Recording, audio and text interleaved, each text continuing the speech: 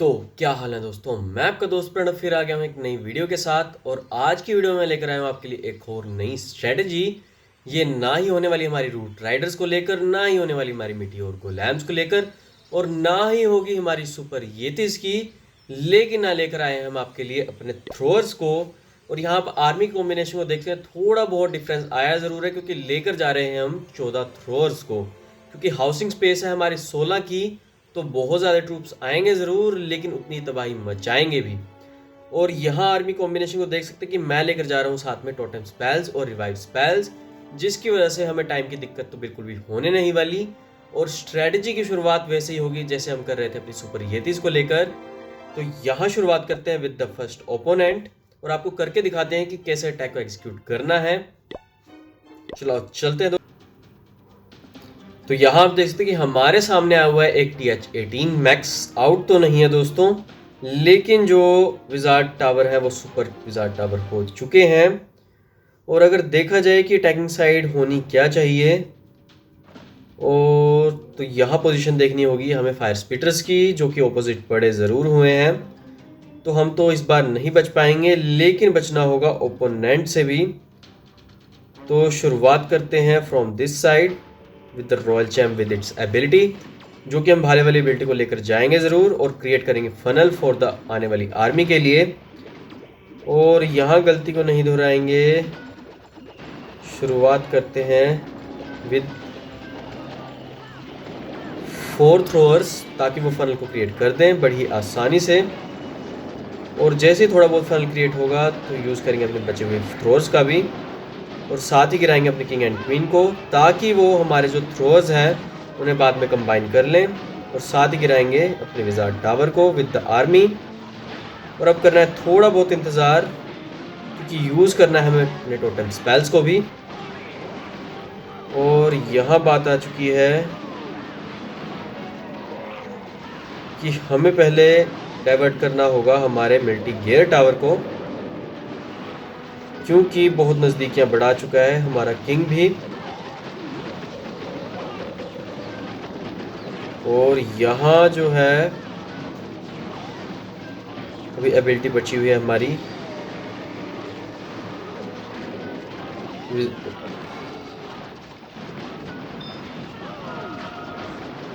हमारा वार्डन नज़दीक नहीं आ रहा है रिवेंज टावर के। तो यहाँ एबिलिटी को हम यूज़ करते हैं जैसे नज़दीकी बढ़ाएंगे, और यूज़ करते हैं साथ के साथ रिवाइव स्पेल को भी ऑन द किंग। और करेंगे थोड़ा बहुत इंतज़ार। वैसे तो मेरे पास एक्स्ट्रा ट्रूप्स पड़े हैं, लेकिन दोस्तों इस बार मैं एक्स्ट्रा ट्रूप्स को नहीं यूज़ करने वाला। और यहाँ आप देख पा रहे हैं कि थ्रोअर्स बहुत ज़्यादा पड़े ज़रूर हुए हैं, लेकिन जो दिक्कत आ रही है हमारे किंग को, वो आ रही है वॉल्स को लेकर। तो यहाँ दोबारा से एक्टिव करना पड़ेगा हमारे किंग को भी, और साथ ही साथ एक्टिव करेंगे अपने रॉयल चैम्प को भी, क्योंकि अभी डिफेंस का काम बाकी है। वैसे तो कुछ खास डिफेंस दिखाई नहीं दे रहा है, क्योंकि हमने निपटा भी दिया है। लेकिन अगर आप थ्रोअर की तादाद को देखें तो बहुत ज़्यादा ही पड़े हुए हैं दोस्तों। 4 ये पड़े हुए हैं और 3 ये पड़े हुए हैं, मतलब 9 थ्रोअर्स बचे हुए हैं। तो आप अंदाज़ा लगा सकते हैं कि TH-17 से TH-18 पर अटैक कैसे एग्जीक्यूट किया हमने, और कितना क्लीनली हमने इसको स्वाइप किया है। क्योंकि आप देख सकते हैं अभी पड़े हुए 35 सेकेंड्स, और हमारे सामने एकमात्र बिल्डिंग भी नहीं बची हुई है।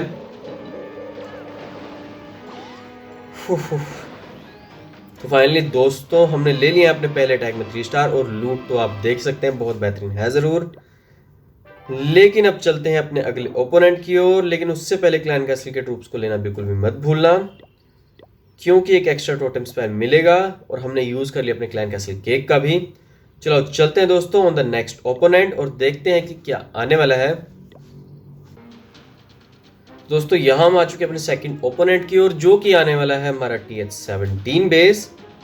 और अगर देखा जाए कि अटैक की शुरुआत होनी कहाँ से चाहिए, तो मोनलिथ इस कोने में पड़ा हुआ, साथ ही पड़ा हुआ मल्टी गियर टावर। तो आसानी तो हो चुकी है, अटैक की शुरुआत कहाँ से होनी चाहिए। लेकिन जो दिक्कत की बात है वो है फायर स्प्लिटर्स, तो इनसे भी बचना होगा दोस्तों इस बार।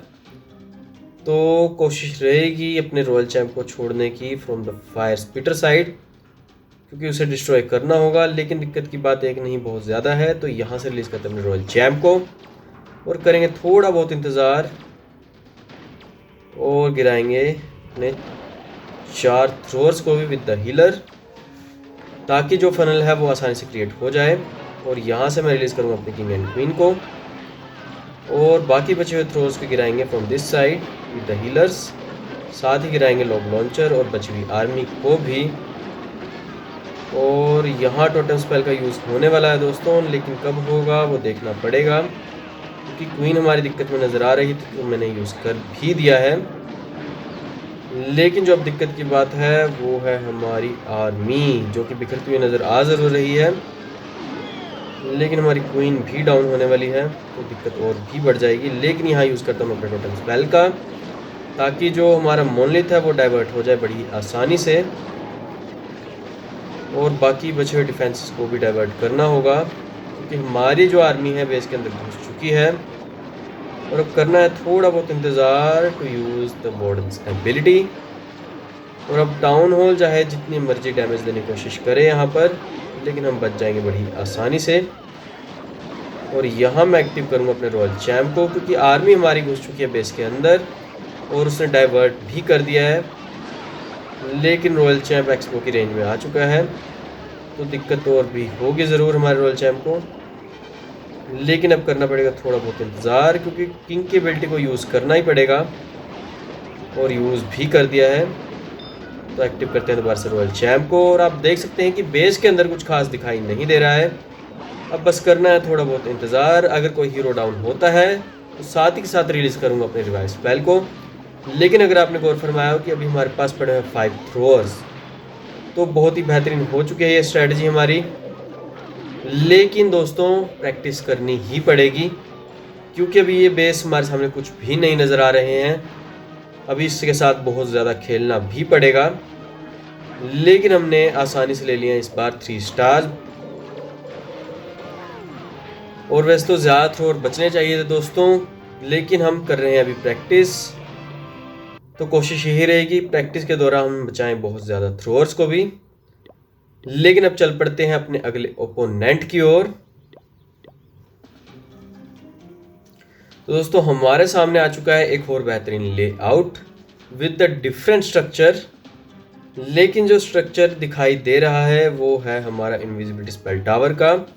और अगर देखा जाए कि अटैक की शुरुआत होनी कहाँ से चाहिए, तो मोनलिथ वाली साइड से अटैक की शुरुआत होनी तो चाहिए थी, लेकिन जो फायर स्पीटर है यहाँ दिक्कत देंगे ज़रूर। तो क्या किया जाए दोस्तों, थोड़ा साइड को चेंज किया जाए, क्योंकि फायर स्पीटर है वो डैमेज करेगा ज़रूर, लेकिन हमारे पास भी पड़ी हुई है हीलिंग की ताकत, तो मैं अपने अटैक को वहीं से एग्जीक्यूट करना चाहूँगा। रिस्क तो लिया है दोस्तों, पर 3 स्टार आने भी चाहिए इस रिस्क के साथ। और यहाँ मैंने रिलीज़ कर दिया अपने थ्रोअर्स को विद द हीलर, और यहाँ से मैं रिलीज़ करूँगा अपनी किंग एंड क्वीन को, और बाकी सारे थ्रोअर्स को गिराना बिल्कुल भी मत भूलना। और साथ ही गिराएंगे अपने लॉग लॉन्चर को भी, क्योंकि लेकर जाना है बेस के भीतर। तो भीतर ले जाने के लिए थोड़ा बहुत एग्जीक्यूशन में चेंजेस लाने भी होंगे, लेकिन यहाँ डाइवर्ट करना पड़ेगा अपने फायर स्पीटर को, क्योंकि डैमेज कर रहा था हमारी क्वीन को। तो अगर डैमेज करेगा हमारी क्वीन को तो हमें दिक्कत तो होगी।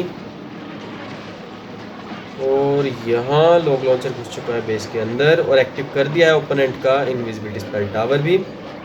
और यहाँ मैं एक्टिव करूँगा अपने वार्डन की एबिलिटी को। तो दिक्कत तो कुछ खास नज़र नहीं आ रही है दोस्तों, बचा लिया है मैंने अपना एक टोटम स्पेल भी। और यहाँ यूज़ करते हैं अपनी क्वीन की एबिलिटी को, और साथ यूज़ करते हैं टोटम स्पेल को भी। फिर से एक्टिव करते हैं अपने रॉयल चैम्प को, और अब करना है थोड़ा बहुत इंतज़ार टू डिस्ट्रॉय द डिफेंसेस, क्योंकि किंग की एबिलिटी अभी बची हुई है तो दिक्कत तो होने नहीं वाली, लेकिन उसे जल्दी यूज़ भी करूँगा। और आप डैमेज को देख सकते हैं, और साथ ही साथ आर्मी को भी देखना ज़रूर कि बची है बहुत ही ज़्यादा, और अभी चारों के चारों हीरो ज़िंदा पड़े हुए हैं। रॉयल चैम्प को हम एक्टिव किया ज़रूर, लेकिन मुझे लगता है डाउन भी नहीं होने वाला अब, तो हमारे रिवाइव स्पेल सारे के सारे बच ही जाएंगे ऑलमोस्ट।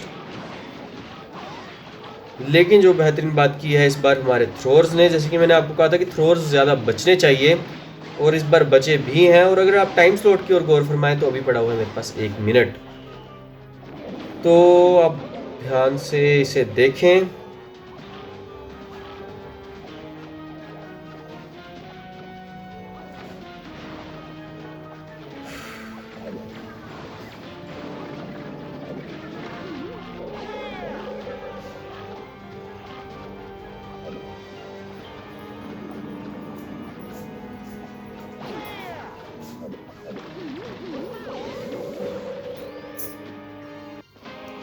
तो फाइनली दोस्तों हमने ले लिया अपने थर्ड अटैक में भी 3 स्टार्स बहुत ही आसानी के साथ। और चलते हैं अपने अगले ओपोनेंट की ओर भी, क्योंकि लगातार अटैकिंग जारी रहने वाली है, क्योंकि प्रैक्टिस की ओर ध्यान है हमारा सिर्फ।